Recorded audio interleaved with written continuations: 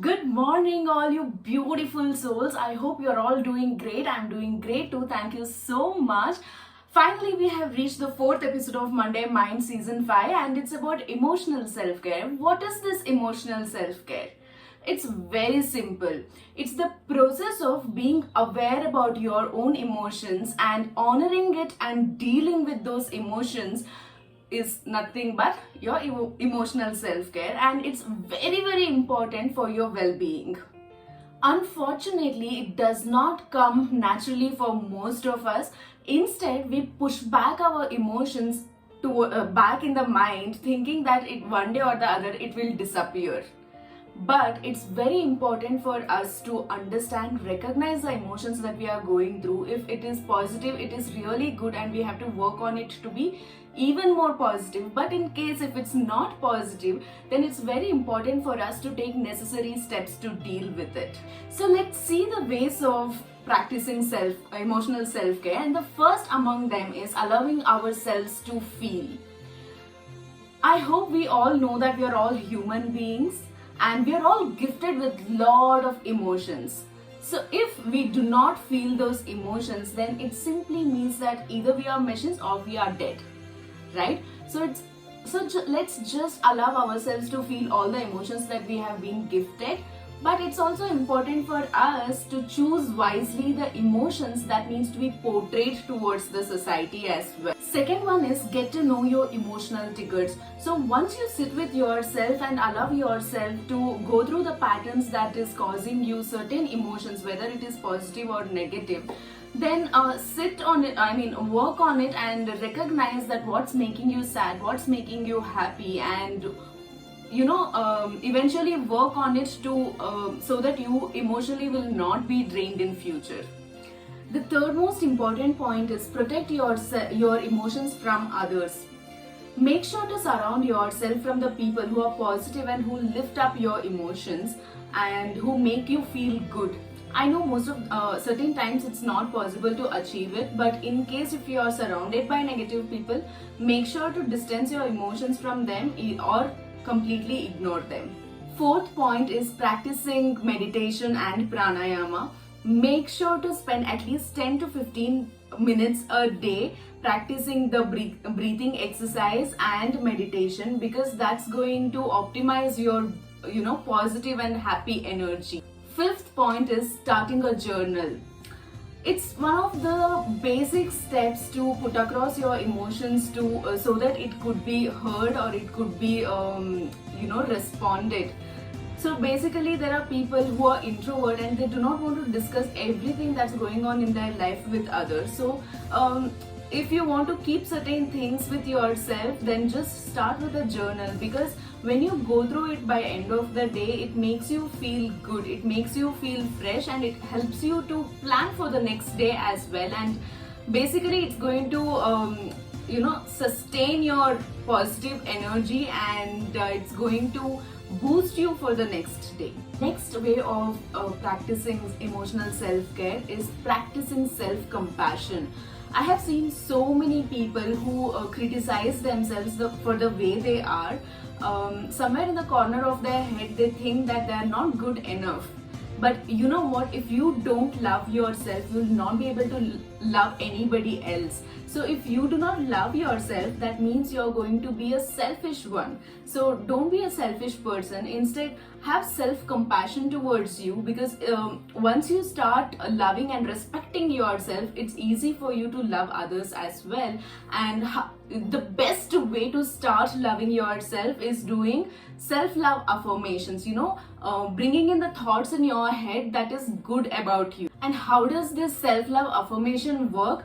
Basically there are two ways. One is mirror talk. So basically you stand in front of the mirror and speak good things about yourself. You recognize the strengths that you have within you and figure out the weakness that you should be working on, make a plan on it. The other way to do it is quite similar. If you don't feel confident enough to stand in front of mirror, then again just take a book and start writing the good things about you, and start as I said earlier, like recognize the weakness and start writing positive things about how you will be you will be converting those weakness into strength. Next point is practicing gratitude. It's one of the most powerful tool of emotional self-care. So basically, what is this gratitude? Is nothing but being grateful for what you have and being grateful for what you're going to have as well. When you start so basically this gratitude helps you to focus on the positive things that you have, and it helps you to have control over your emotions. And the next beautiful point is practicing to accept the compliments. There are certain times people come and praise you, they compliment you and they congratulate you. So what do you think? Most of the first thought most of the people would get is, why did this person compliment me? I mean, is there something that's running in his mind that is not good for me, right? So instead of thinking negative about the compliments or about the congratulations, accept it, because the more you accept, you're going to have more of it. And the next most beautiful point is stop apologizing for everything. I mean, it's good if you feel sorry about the things that you have done wrong, but it's not good if you say sorry for the things that you have not done wrong, okay? Because that pulls you down as a whole. So do not be sorry for the right things that you have done, apart from certain special cases. Now this is my most favorite point, that learn from your mistakes. You know what? We all do mistakes. There's nobody who is perfect on this earth, right? But what makes you a better person is when you learn from your own mistakes, or when you learn from somebody else's mistake. That helps you to grow. Otherwise, you know what happens? You will live a life with a lot of regrets.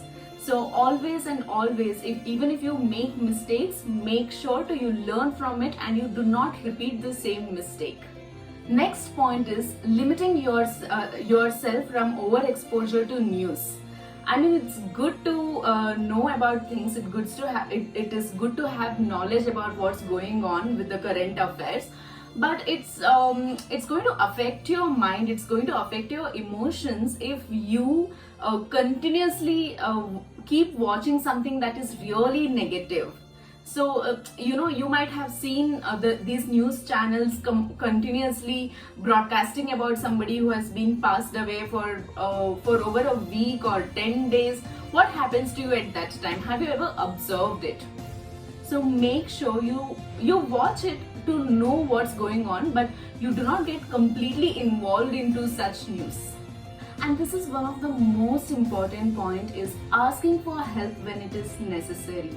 I mean, you might have heard of so many people undergoing depression, and it is something that is being discussed for quite a long time. And this, whenever you feel low, make sure that you speak to someone, and make sure that if it is not going to help you out, make sure that you discuss about this with the professionals as well. Because somewhere or the other, we all need help. Next point is staying connected to others, especially to the ones who we get good vibrations when we speak to those people. You might have heard that certain people have certain auras. I mean, each of us have certain auras, and when these auras and vibrations connect to each other, that makes you that gives you a feel good factor, right? So make sure that we are all social animals, right? Human beings are social animals, so it's very important for us to stay connected. So make sure that you have conversation with the people you love the most. Next point is take time to rest. Do you use cell phones? Do you overuse it? What happens when you do not recharge your cell phones? It becomes dead, right? Same ways is your emotions. If you keep using it and without recharging it, then you become emotionally dead. So it's very important for you to take time out for yourself, take some rest, and bounce back with your better emotions. And the next point is do something that you love each day. You know what? Not just the rest is important, but also the things that makes you fulfilling each day. right? It might be listening to a good music, it might be watching a television show, it might be reading a good book, it might be playing a badminton. Make things that you love the most each day and see the things how better it becomes with your emotions after following the things that you love the most. And the last but not the least point is living in the moment. Whether you are having a cup of coffee or being with your family or being at work, does not matter. Make sure that you live in that moment and you see how it nourishes your emotions. Your emotional self-care deserves as much as attention as your physical health, right? So try and adopt at least some of these points in your emotional self-care for everyday routine, and you let me know the difference that you are feeling after trying out these ways of taking care of yourself emotionally, right? So this was all about emotional self-care. I really hope that this was helpful to you, and let me know in the comments below that what is the point that you would be adopting that would help you to take care of yourself emotionally and come out of your emotional bubbles. And do not forget to like, share, subscribe the channel. Why is it important for you to share this to others? It's not just to bring in the popularity to me, but also to help others. You do not know who's going through what, right? So just keep sharing this as much as possible as a good thing, because this might also makes you feel good after sharing it. So I hope you will be doing it. I'll see you all next week. Until then, take care. Have a great week.